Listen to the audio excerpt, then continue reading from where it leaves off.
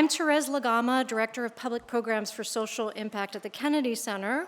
Welcome to this Impactful Words event featuring the international best-selling author and historian Mary Beard with her book Emperor of Rome. A bit about tonight's author. Dame Mary Beard is an English classicist specializing in ancient Rome. She's a trustee of the British Museum and formerly held a personal professorship of classics at the University of Cambridge. She's a fellow of Newman College, Cambridge, and Royal Academy of Arts Professor of Ancient Literature. She's also the author of the best-selling The Fires of Vesuvius and the National Book Critics Circle Award-nominated Confronting the Classics and SPQR. A popular blogger and television personality, Beard is a regular contributor to the New York Review of Books.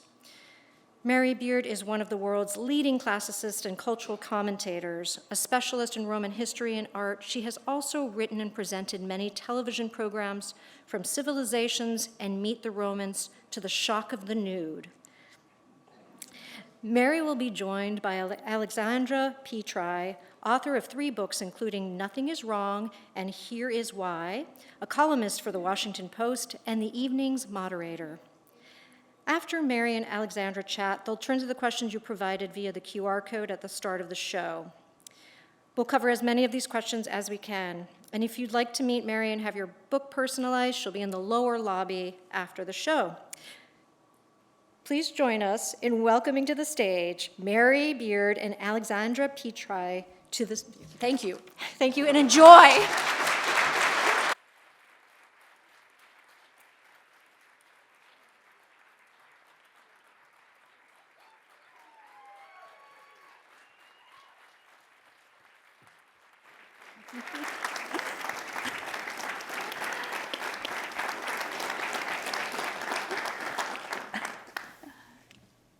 Well, thank you everyone so much for being here. This is a real treat for me, especially because, you know, the sort of meme that happened in like 2023 where they said, how often do you think about the Roman Empire? And I think for you the answer would be about as often as you'd expect. I always used to say to those guys, I bet I think about it more than you do. Always right. And so I'm excited not just to think about it, but also to talk about it and hear from your book about it. Yeah, we're going to start off with just to get us in the imperial mood, really, with about a page from the book with my most and least favourite Roman emperor discussed. Right? And his name is Elagabalus. Elagabalus was a Syrian teenager who was emperor of Rome from 218 CE until his assassination in 222, and a memorably extravagant, inventive, and occasionally sadistic party host. His menus, so ancient writers tell, were ingenious. On some occasions, the food would be colour-coded, all green or all blue. On others, it would feature delicacies that were exotic or revolting, even by upmarket Roman standards. Camels' heels or flamingos' brains, with foie gras served to his pet dogs. Sometimes he indulged his nasty or juvenile sense of humour by inviting themed fellow diners, groups of 8 bald men, 8 men with one eye, or with 8 men with hernias, or 8 very fat men who raised a cruel laugh when they couldn't all fit on the same dining couch. His other party tricks included whoopee cushions, the first ever recorded, I think, in Western culture, which gradually deflated under the guests so they ended up on the floor. There was fake food of wax or glass served up to the least important banqueters who would be forced to spend the evening tummies rumbling, watching their betters eating the real thing. And tame lions, leopards, and bears released among the revellers as they slept off the excesses of the night before, and such a surprise that when they woke up, some of them died not from being mauled, but from fright. Ancient accounts of his reign devote page after page to an extravagant listing of the emperor's puzzling eccentricities, his disconcerting subversions, and his heinous cruelty. These, and other tales like them, are one focus of My Emperor of Rome. Where do the stories come from? How well known were they to the ordinary inhabitants of the Roman Empire? Who muttered and why about Elagabalus's parties? And true or not, and probably not, what can those tales tell us about Roman emperors or about Romans more generally? You have to read the rest.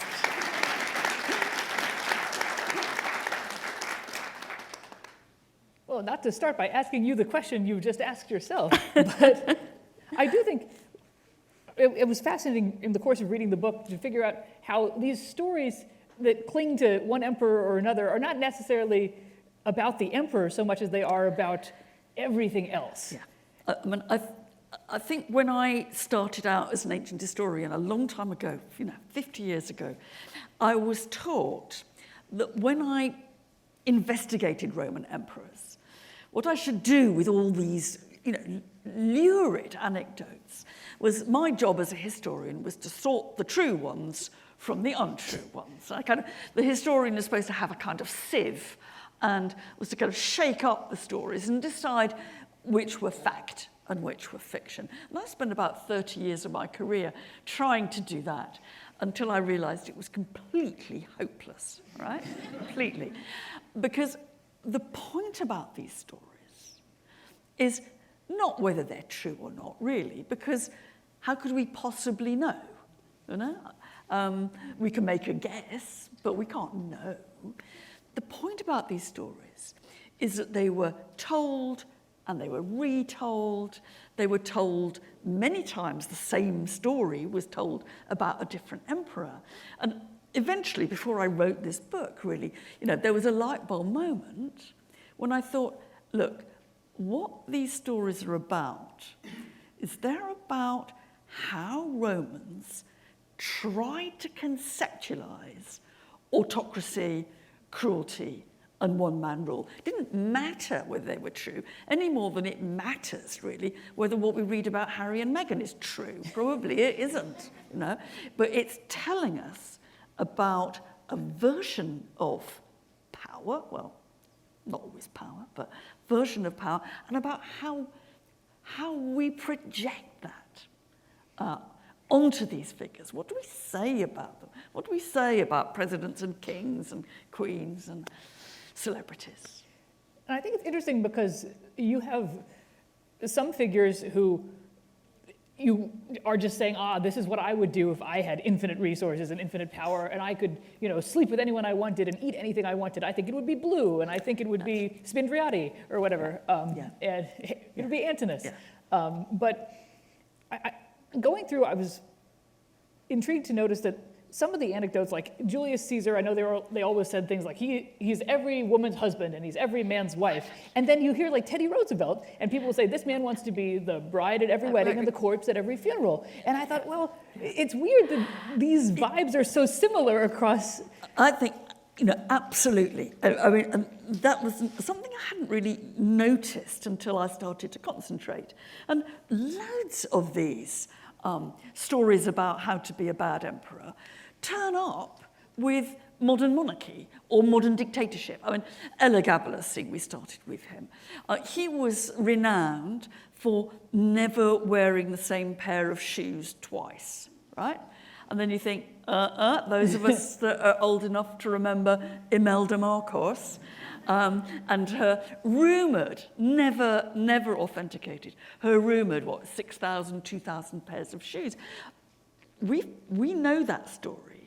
And there is we're both wearing quite natty shoes, I think, tonight, put on specially. But there is something about the shoe and the use of the shoe that tells you something about power. You know, it is the most dirty bit of clothing you can have, and yet then you put pearls on the soles, right? It's the place where you can see excess in contrast to utility. But my very favourite one, I would be very quick, but it is so brilliant. We know on one occasion, it's not actually an emperor, but we do get a sight into the kitchens of Antony and Cleopatra in Alexandria. And an almost eyewitness goes in and notices there's 8 boars being on the spits. And he says to the cook, this is, as I say, this is pretty authenticated eyewitness. He says, blimey, you must be expecting a big crowd for dinner, right? To which the cook says, no, there's only 6 of them, but we never quite know when they're going to sit down to dinner. So we don't know when to put the boar on. So we put them on at 30-minute intervals so that one is bound to be done. Right? Now, if you've read biographies of our now King Charles, you'll discover that a favourite story about King Charles is that at breakfast he has 7 boiled eggs cooked for him and arrayed in front of him because the cook can never be certain that they've got it done in the way that the king likes. You know, yolk, runny, white, hard. Right? And it is the same story of imperial, royal, monarchical profligacy. And how can you think of what it would be like to be someone who had 7 boiled eggs cooked? Although I do like that they downgraded it from like, oh, it's a sucking pig to he's only having an egg. He's getting 7 eggs. And I should be very careful because I know that, you know, people might. Although these days egg prices being what they are actually. This story has been categorically denied by Buckingham Palace, right? Buckingham Palace was asked for a comment and they denied it. So just to keep the record so straight. if Buckingham Palace is watching the stream right now, yes, please don't just come be a bit careful. Do whatever it is that you yes. do. But it's also funny watching the people in the orbit of these emperors and how they have to do it. Because speaking of shoes, you said there was a guy who was walking around trying to show that he was so into, I think, the emperor or his mother or someone, and he kept kissing the shoe to be like, this is, I love your wife's shoes so much. And just the strange behaviors people had to do to stay on the inner circle. No, that's right. And I think that, and they cluster around some of these, actually sometimes quite surprising key objects, and shoes. Shoes are one of them. And the one thing that it is extremely bad diagnostic is if the emperor holds out his foot and expects the courtier to kiss the shoe. That is seen in Roman terms, in inverted commas, oriental excess. And they go to every length to deny this, that you get the stories about the Emperor Caligula holding his foot out. You then get the story of what Caligula's friends said, which is that he wasn't wanting anyone to kiss his shoe at all. He was just wanting it to be admired, right? And there is the story of Claudius's wife, Messalina, and Flattery going to the lengths that you take her shoe and you carry it around in your toga, right? And so I think these apparently everyday objects take you not necessarily into the real life of the court, but they take you into Roman anxieties about where autocracy can go wrong. Most people in Rome have never been near the Roman emperor, and one of the questions they're asking themselves is, what would it be like to be near him? And so these are kind of not necessarily true, but really diagnostic fantasies of how we ought to behave in front of the ruler of the known world.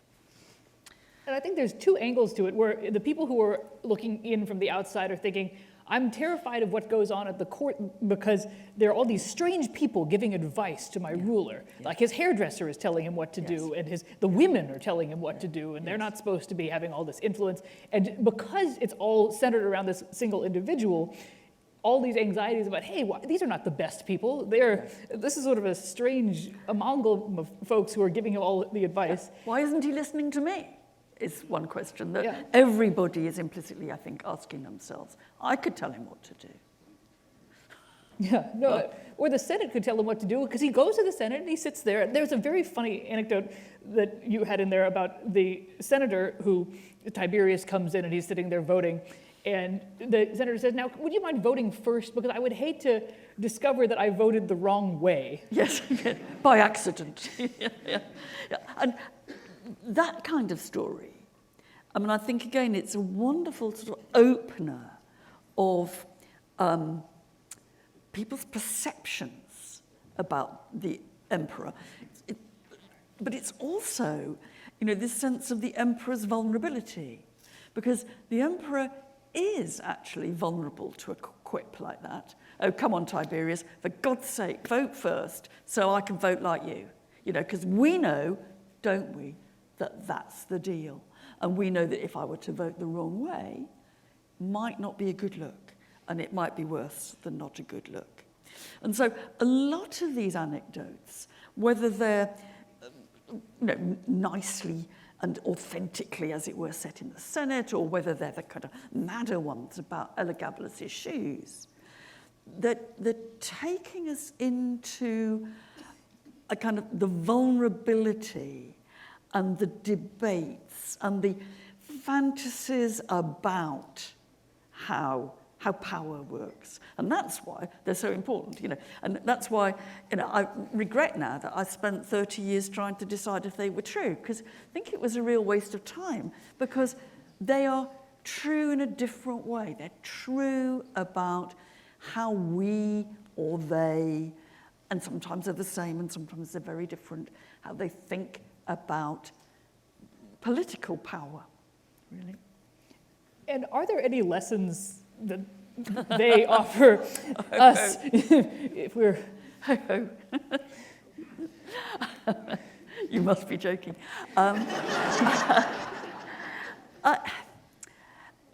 Publishers are very keen that when you write about Rome, you make sure there's a lesson for us now. Why should I bother to read about ancient Rome? Well, I think it's because it's damn interesting. But they always want you to say, because there's the take-home point. And you can't write a book about Rome without pleasing your publisher sufficiently to give them a take-home point. And sometimes, actually, they are asking you the right question. It's very easy to be someone like me and to kind of bury ourselves in, kind of fascination with this material, and not to think why we need to know it, and to be slightly dismissive of people's questions about, which Roman emperor is this particular president most like, and you say, oh God, I can't. I was pleased that I'd thought about what the take-home was, because I saw that there was one, and that I'd been rather closing my eyes to it in a way.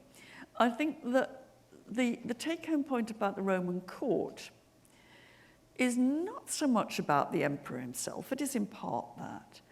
But it's the take-home point's about the courtiers and those around him, the ancient equivalent of journalists and whatever. And what struck me when I kind of put the pen down at the end, I asked myself the question, so how did this empire survive for centuries? We know all its faults, its difficulties. We know that, it can't get a message from one side of it to the other within 3 months. We know about all that, but it survives. Why does it survive? And it survives because everybody, no, not everybody, 95% of the people in the imperial orbit are collaborators. They collaborate and they collude with this system of one-man rule. And of course, we don't like to think that. I mean, the sort of stuffy old academics writing in their study always imagine that they're the dissidents putting their head above the parapet. I wouldn't have put up with Caligula, right? No, I would have, I would have made a fuss. I would have made a stink. And you look at most of these people in the orbit of the emperor, even towards the back seats in the Senate, and they're not making a stink. They're going along with it. And when they do make a stink, it's after the emperor's dead. Because it's very easy to make a stink about dead autocrats, And there's any number of them who say, I was in danger of my life, while Domitian was still on the throne. You think, a likely story, darling. You actually done very nicely, thank you. And I thought two things for me came out of that.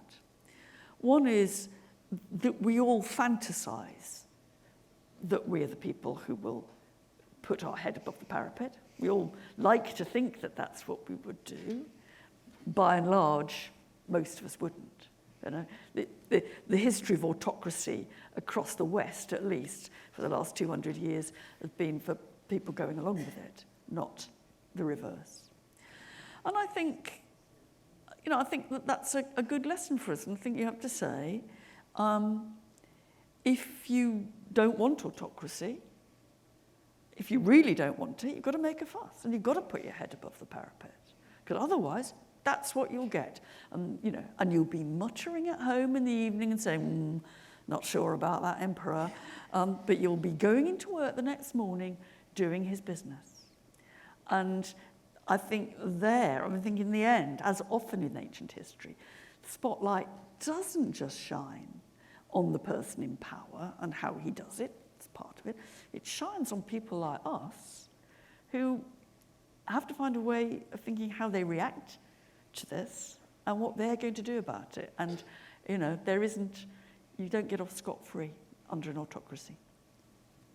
And I think Juvenal makes the same point in one of his satires. He was saying that it's very easy to make fun of a dead emperor, but it's also, there's this element reading through so many of here's the attributes of the emperor, and here he is, he's got a little eagle in his statue, and all of these sort of strange, there's an element of absurdity in addition to the element of menace, and having to have both of those things in your head at the same time, and sort of the double think of it all, I think is another interesting aspect of the Roman model for autocracy. Because it's ridiculous, but you're not allowed to say so, but maybe you are, but perhaps not. That's right. And there isn't really another model, at least in the West, for autocracy apart from the Romans. That's where that's in a sense, not what we haven't taken it from them, as a whole, but we've debated, that is the kind of starting point with which we debate. And I think it is important to see that bits of dictatorship, Charlie Chaplin was as good as anybody at showing this. Bits of autocracy are deeply absurd. They are absolutely absurd. Yet, the problem about absurdity is that it also can be terrifying. Absurdity and the fact that you have to accept absurdity is itself menacing. A marvellous story set in the Colosseum at the end of the rule of Commodus, who was the wonderful anti-hero of Gladiator I. And Commodus has been doing his tricks in the arena, and he's been fighting staged gladiatorial fights. Then he has skewered, and I'm sorry, this is actually horrible, he's skewered hundreds of ostriches with his bow and arrow. The ostriches have been penned up so he can't miss. What he then does, and we have an eyewitness account of this, he goes over to one ostrich and he cuts its head off. He then walks over to where the senators are sitting. It's on the front row of the Colosseum because the senators always get the best seats. And what he does is he doesn't say a thing. He holds up the ostrich head with one hand and a sword in the other, and goes like this, grinning at the senators, as if to say, without a word, haha, this could happen to you guys, right? Our eyewitness account says something which is, I think, wonderfully revealing. He says, this was absolutely terrifying, but I could hardly keep my giggles in. I just had, this was so silly, right? But then I thought, but if I laugh, then I'm for the chop, right? Or at least ostracism in some way. And so he said, what I did is I was in my party best, I was wearing a laurel wreath. I picked a leaf out of my laurel wreath and I started to chew on it so that it would kind of suppress my giggles. And I nudged the guy next to me and I said, take a leaf out of your laurel wreath, because that's the way we will survive. And this is the historian Cassius Dio writing in the 3rd century CE. And he actually, it's one of those kind of accounts, again, it doesn't matter if it's true or not, he captures the simultaneity of wanting, of being about to crack up, right? But also being shit scared, right? And I think that partly captures the possibility that ludicrousness and menace can go together. Yeah, it's the emperor's new clothes, but without the ability to say, hey, wait a second, he's not wearing clothes, because then everyone will be killed and have their necks wrung like ostriches. And, and it's actually quite, there's a sense of, and it is Orwellian doublethink in all kinds of ways. There's a sense in which the empire and the emperor is terrifying, not because he actually kills you. I mean, I'm sure the emperor does kill people, and I'm sure, Rome was a culture in which anybody was likely to solve their problem by killing the problem, literally. That's how Rome operated. But much more than that, it was about the threat of menace, and it was about the sense that you had to go along with it, because you couldn't be seen to be the one who said, oh, come off it, Caligula. You're not going to turn your horse into a consul. You really aren't. Let's get real. So everybody is kind of held together by this sense that they can't let the facade drop. And I think one thing that I think people don't say very often, and in the end, I have to confess, I did become not sympathetic to autocracy itself, but I did become a little bit sympathetic, sorry for some of these emperors. The emperor is caught in that double bind too, because we, as a people around him, we can't say the emperor's got no clothes. He, on the other hand, is the one person in the whole palace who knows that no one will ever tell him the truth. So he's the ruler of the Roman world, but he can't trust anybody either. So there's everybody is kind of walking this tightrope when words don't mean what they say, or at least you can't be certain that they do. And that, I think, is how autocracy works. I mean, I often think number 10 Downing Street is probably a little similar. But. No, I think the idea that you aren't able to use words in a useful way, so many writers trying to do portraits of the empire, you have these bizarre sort of highfalutin praise, and we had dinner one time, and it was the most spectacular dinner that's ever happened in the history, but you can still tell through the sort of filigree of this alarmingly florid prose, some things are not quite right about this dinner. Yeah. And like you leave a trail in spite of yourself because you know what you're trying not to say. That's the optimistic side, I think. And part of me goes very much along with that the more elaborate and flamboyant your praise of the emperor is, the more actually, at least 2,000 years later, the more you will display its insincerity. And there's a wonderful story by a particularly over-the-top Roman poet called Statius. And he describes dinner with the Emperor Domitian, absolutely amazing. It's like being in heaven, right? Absolutely amazing. Towards the end of the poem, he looks around the walls and he sees all the coloured marbles that have been brought in to decorate the palace from all over the Roman world, right? And he says something like, do you know what? Those marbles, they were all competing with one another to be the best marble. They all wanted to be noticed. And it doesn't take you much to see that the guests at the dinner were like the marbles.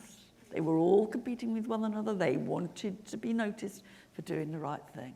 And I think that, I feel simultaneously appalled by a culture in which no word ever means what it looks like it means.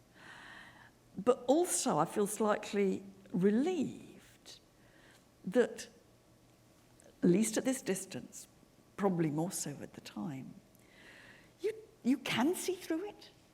And there's a very, very famous speech of the younger Pliny, congratulating, or giving thanks, actually, to the Emperor Trajan for making Pliny a consul. This Pliny is the younger Pliny because the older one was the one that got killed in the eruption of Vesuvius, his uncle. And there's a speech which Pliny obviously thanked Trajan, praising Trajan to the hilt, and circulated it amongst his friends. He also did replays of this speech at dinner afterwards. So it's 3.5 hours in the Senate House, followed by encores at dinner for weeks with Pliny. And it is, many people have read this and have thought, this is just insufferable. It's things like, don't tell Elon Musk, I'm afraid. This is, people are no longer afraid to have children. You are on the throne. The birth rate has gone up because they know they are ruled by a benevolent ruler. Right? You think. And as you can imagine, there's a lot of criticism saying, how could he? Just how could he? People have more recently, I think, pointed out that flattery can be quite a useful weapon.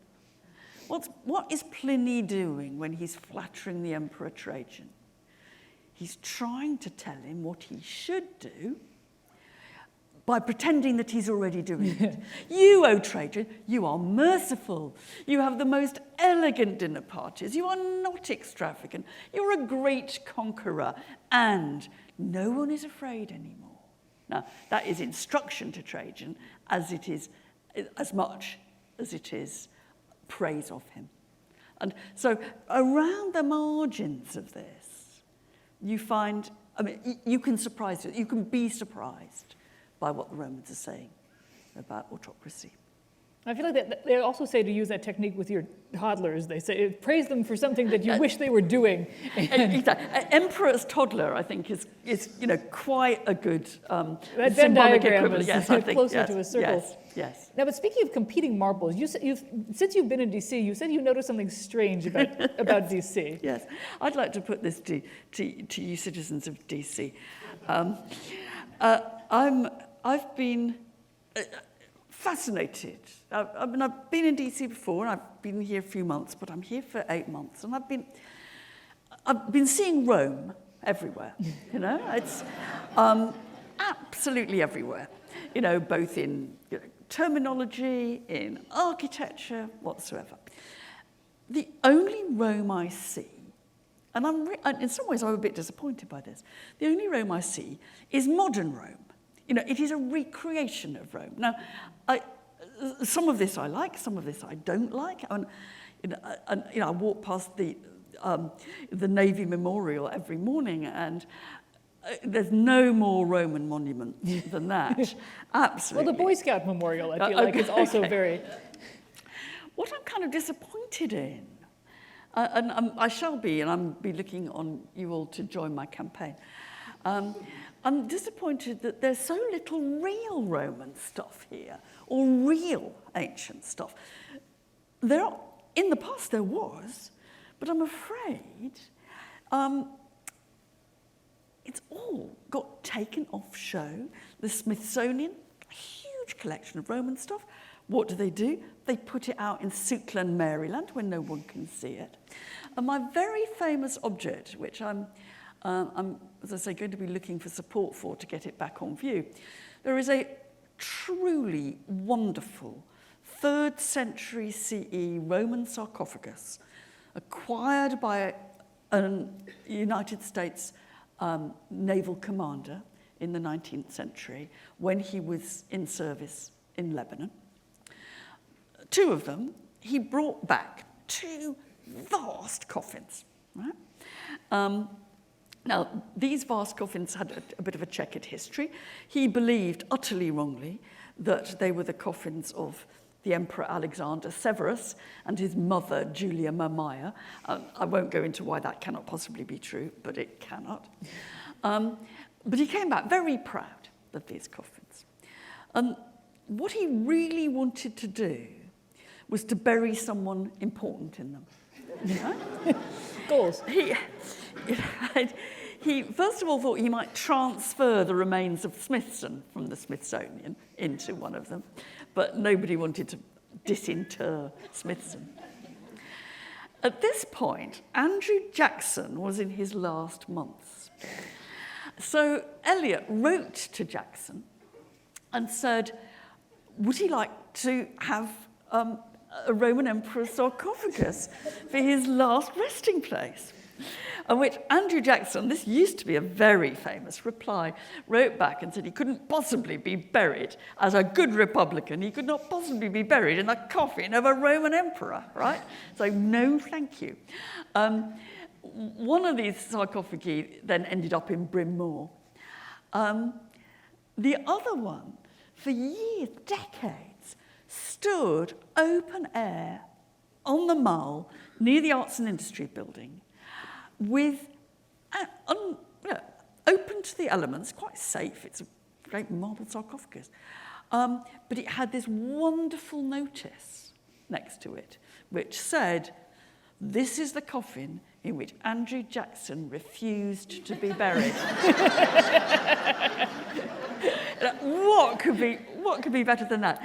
In the 1960s, for reasons I don't fully understand, it was taken off show and sent to Suitland, Maryland, where I'm afraid it still resides. Bring it back. Bring it back, everybody. Bring it back, right?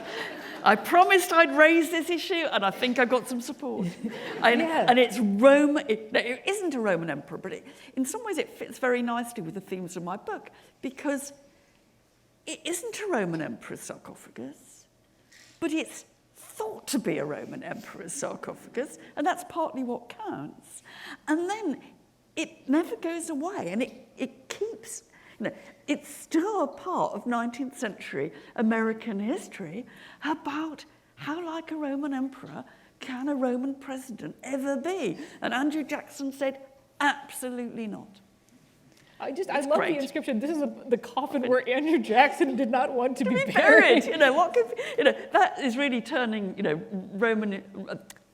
American presidential history on its head. And interestingly, I did go out to Suitland to see this coffin.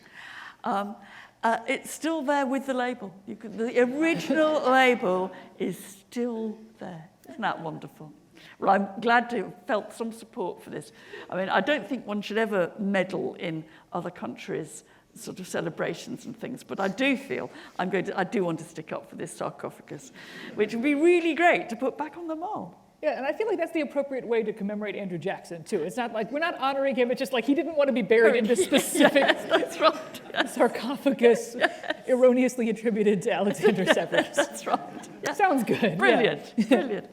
I was very relieved when I discovered that Commander Eliot at least claimed to have bought it. So it's not loot. It is not loot. It was a purchase. I do love a small win when you haven't looted the coffin. Yes, a small win. Yeah, small win. I tell you, there is an awful lot, though. That's my favourite, but there's a lot of real Greco-Roman stuff in this town, but you'd never know from looking at it, you know. Well, it's all sort of neoclassical, and then I think It's all the neo. incoming president has like an executive order where he wants everything to be more marble-clad, and you know. And in some ways, I both love and hate that. I think that classical architecture modern classical architecture can be a terrible incubus and a terrible symbol. But there are some, there are wonderful things. I mean, I love the fact, I'm afraid I only recently discovered this, that in the Washington Monument, there's a stone from the Parthenon set inside it with a Greek inscription which says, "This is from the Parthenon." How about that? That's really nifty. It's not a sculptured stone, don't worry. And there is no claim for restitution. It's just a building block. But it's absolutely kind of exciting, to think that these bits of real antiquity are here. And I shall try to give them a bit more publicity. Yeah, because I feel like DC does its best to do its impression of Rome, and like with the Washingtons, here's my lovely column, and it's no Trajan's column, but it's in its own way. I think it's a nice monument, and some of it is done amazingly well. I mean, I went into the Building Museum recently. I'd never seen such ambitious, they're fake, but they are amazingly ambitious Corinthian columns. I mean, and you got the feeling, it does, an awful lot of Rome was fake too, and I think so it is like going into an imperial building. It is like thinking, here I am, this is so much bigger than anything I've ever seen. And it's as Stacia said, it's like being in heaven.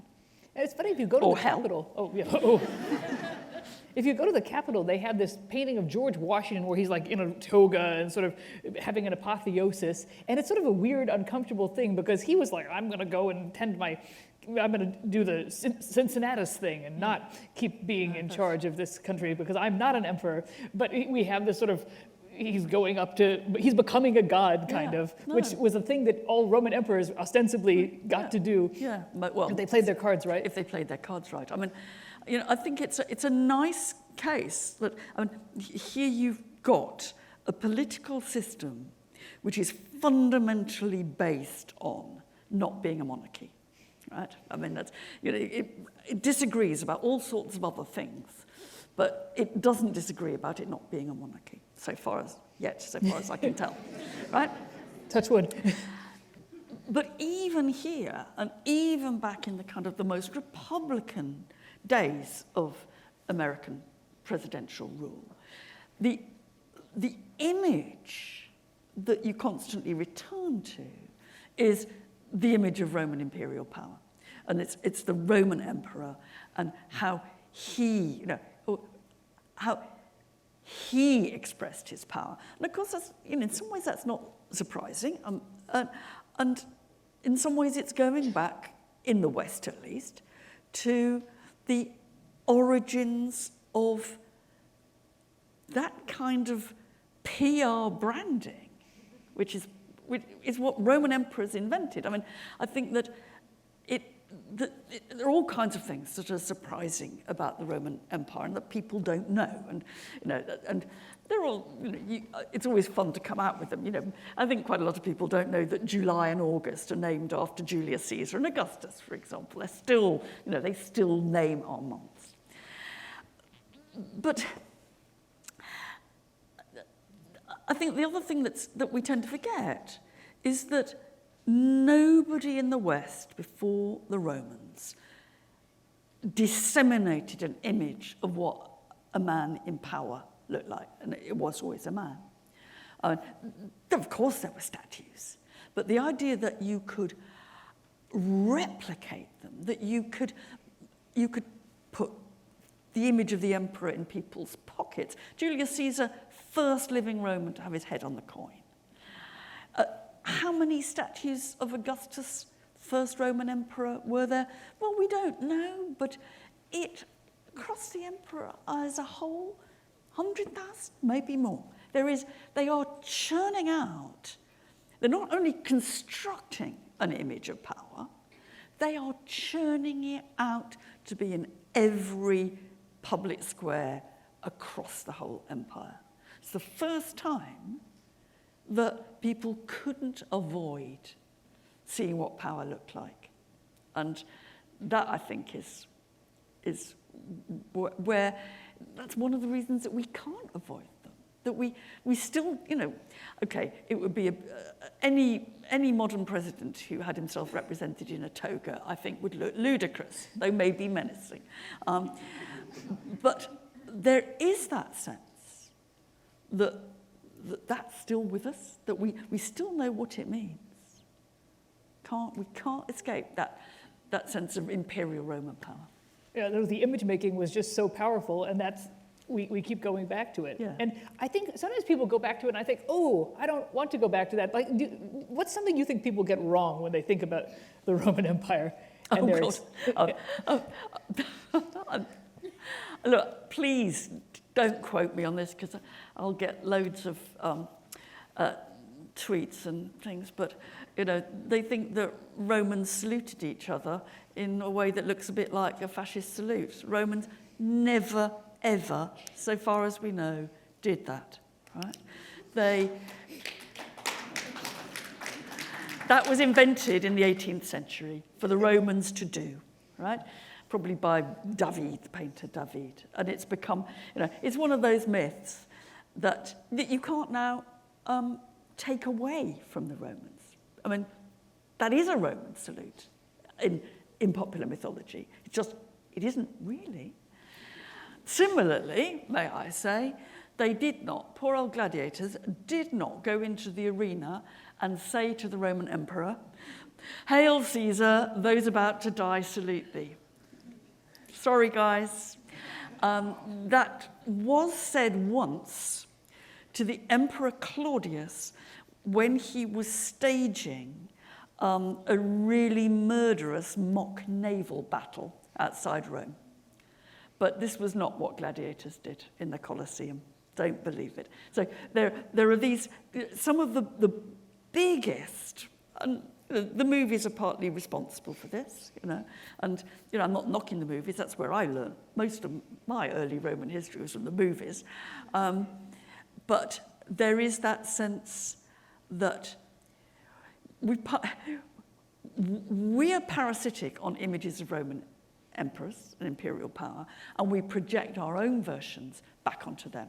So there's a kind of feedback loop between modern political power and Roman imperial power. And another debunked myth that I found in here is that Incitatus, the horse that, of course, Caligula was famously like, he's going to be a senator. Not his own horse, just a horse he was a fan of. This is that's right. This horse just like was running around the Circus Maximus. This is not his horse. That's right. There have been blew my mind. Much work has been done on the horse of Caligula, and it has been used. Well, first wrongly, what you read. Caligula made his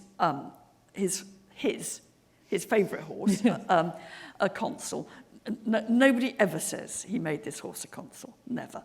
What Suetonius does say, one of the most interesting biographers of Roman emperors, is he says he threatened to make his horse a consul.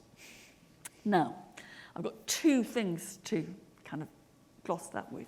One is that quite a lot of people now, and I don't think it's a bad idea, think it was a terrible joke that misfired. He's sitting amongst a load of senators, and they're being kind of a bit lumpen, really. And so Caligula turns around and says, "Oh, for crying out loud, I might as well make my horse a consul as any of you lot," right? Which then becomes the soundbite. Which was always the joke. And now thousands of years later, Caligula made his horse a consul. Beating it into the ground, not unlike the horse. That's right. I think the other thing that I discovered, and I only discovered it when writing this book, is that also is a bit of a cliche about Roman imperial power. How do people think about how emperors get it wrong. Well, one of the things they do repeatedly, never quite as extremely as Caligula, but pretty much, is that they have kind of over-close relationships with their pets, right? So Hadrian, the upstanding Emperor Hadrian, he also has a favourite horse. And he writes, it's also, I think it's a racing horse, it's not his own horse. He writes the most appallingly dreadful bit of poetry to put on this horse's grave. It's totally. And even Augustus is, who otherwise gets a good press, is said to have had an uncomfortably close relationship with a pet goat, right? Which he took everywhere with him. Right, now, when we see pictures or when we envisage the Emperor Augustus, really the founder of the Roman imperial system, we don't see him with his pet goat in tow, right? And I think that's one of the ways where I hope, the Romans can still surprise us.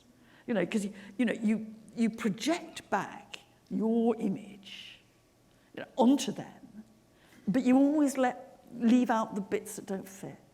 Right, pet goats and pets, and I did suddenly see that Caligula and his favourite horse were not. It wasn't a one-off. It's part of a pattern. Commodus also has his favourite horse's toenails painted gold, so he looks really smart in the racecourse. Oh, man, well, we're in our final minutes. We have some audience questions as well. Oh, great. Although I kind of want to end on the golden horse toenails, but no. So I'm going to start with, we have an audience member who says, I'm 13, you have my dream job. Do you have any tips on how I can have the same career as you? Well, the sort of appallingly academic side of me says to that, work hard, right? It's hard work. But I also think, and this is much less finger wagging, find out what, if it's in the realm of history, find out, what could be anything, find out what is it that really makes you interested. And follow that up, and don't let anybody tell you not to be interested in it, or to tell you to do something else, or to tell you to go and do physics when you want to do Latin, right? You stand, or vice versa, do physics rather than don't be told you need to do Latin. Just, if you have a long career in the academy, you won't last 50 years unless you're actually interested in it. You can't play act this. And so, although this sounds a bit romantic and authentic and everything, I think you should say, you do what you damn well want to do, and don't let anybody deflect you or tell you, as, I was a woman who didn't often have this said to me, but sometimes, I don't think really, are you sure you're up to it? Absolutely, you go and get there and face them down and laugh at them. If they say you're not up to it, laugh at them.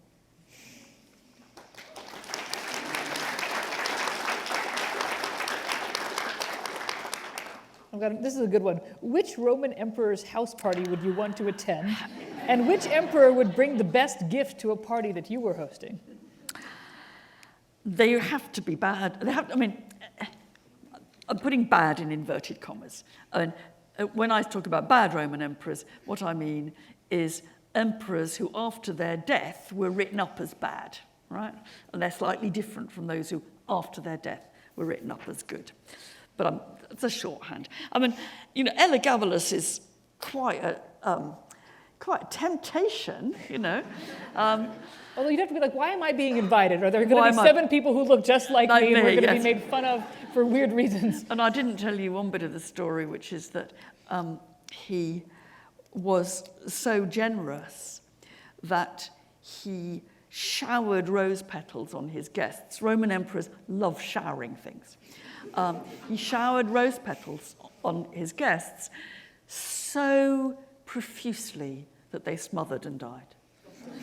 Now, I tell you, that is a story that cannot possibly be true. You know, you cannot suffocate somebody under rose petals. I don't believe it. I want the Mythbusters episode. But it is such it's a, you know, Elagabalus' party is wonderful. I'd go back, though, I think, for kind of greater reliability to Nero. Again, bad emperor. But I think that, and this is the kind of the best gift to the party question. One thing that's very clear about the reign of Nero, despite the endless dumping on it, the tyrant, the man who was, didn't know when to stop, the guy who, had fake victories in the Olympic Games. If you go to the palace in Rome, and we can date pretty clearly the Neronian phases of it. You can also see them in his famous palace, the Golden House. One thing that you can see is that Nero, or Nero's architects, or Nero's designers, Nero's personal shoppers, right, had exquisite taste. If you see, in the Roman palace now, if you see a work of art, you think, blimey, that's good. 50% chance that it's Nero. And so I think that if I wanted a really good gift, I think I'd be inviting Nero. Right? I'd go to Elagabalus, and I'd invite Nero back. Well, we won't tell Elagabalus. No, don't tell. Better not to know. And so this question, do we know what Romans called each other as a first name? Like, I know Cicero is the nickname of Warty Nose, but do they have nicknames or pet names? This is, you're lucky that this is the last question and we've only got 2 minutes, because this could be an hour's lecture. What are we doing? One of the things that is actually very puzzling, and that nobody bothers to lift the lid on, is that what we call people in Rome were not, and often not, and certainly not necessarily, what they called themselves. I mean, we've been talking about Caligula, which was a nickname that he hated, and it means bootikins, little boots, bootikins, because when he was a kid, he was taken around army camps as a kind of toddler in mock army boots. And Caracalla, likewise, is a nickname. What is clear is that people called each other things from they tended to have 3 names, but depending on who you were, you chose a different name to address them by, right? Sorry, I told you it needed an hour, but I'll give you one example because Cicero's come up.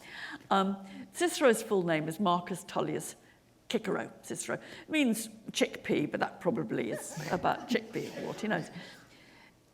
We imagine that a bit like a kind of modern first name followed by surname, middle name and surname. It isn't like that. The only people who called Cicero Marcus were his immediate family, right? So Cicero's dad and his brother call him Marcus. They're all called Cicero, after all, so they can't say Cicero because they're all called that, right? So that first name distinguishes them in the family. What most people would use would be the last name. It would be Cicero. And Tullius was just a family name which never got used. So there's a complexity into how people call each other. And it's one of, I think, the most interesting things about Rome, that it's those kind of how you can, whether they're emperors or not, how you can get inside their personal interactions. And how they call each other is one thing. Also, what they do when they meet each other. Now, I think sort of, we might either imagine the Roman salute, if we've been watching a lot of movies, or we imagine a handshake, I suppose. We kind of think of the handshake as crossing time and space, which it doesn't. It is absolutely clear that most Roman greetings between men, but I think not only, they kissed each other. And they kissed each other sometimes on the lips and sometimes on the cheek. Now, I think that just somehow, it's just wonderful to know that about the Romans, because there are all kinds of things there are all sorts of stereotypes in our head. But the idea that they went up in the street and gave each other a kiss when they met is not part of our stereotype. And, it really should be. It was so common that the Emperor Tiberius had to ban kissing in court because they had a very nasty herpes outbreak. And in order to control it, he had to say no kissing for a few months.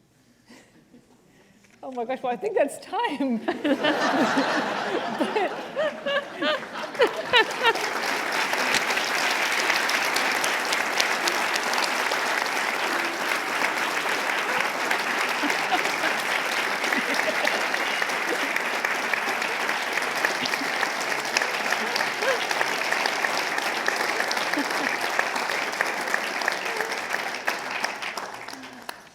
Well, thank you so much for being here, and hooray for the herpes outbreak. Thank you for coming, and if you start to see a little campaign for getting the coffin in which Andrew Jackson refused to be buried back on the Mall, you'll know who started it.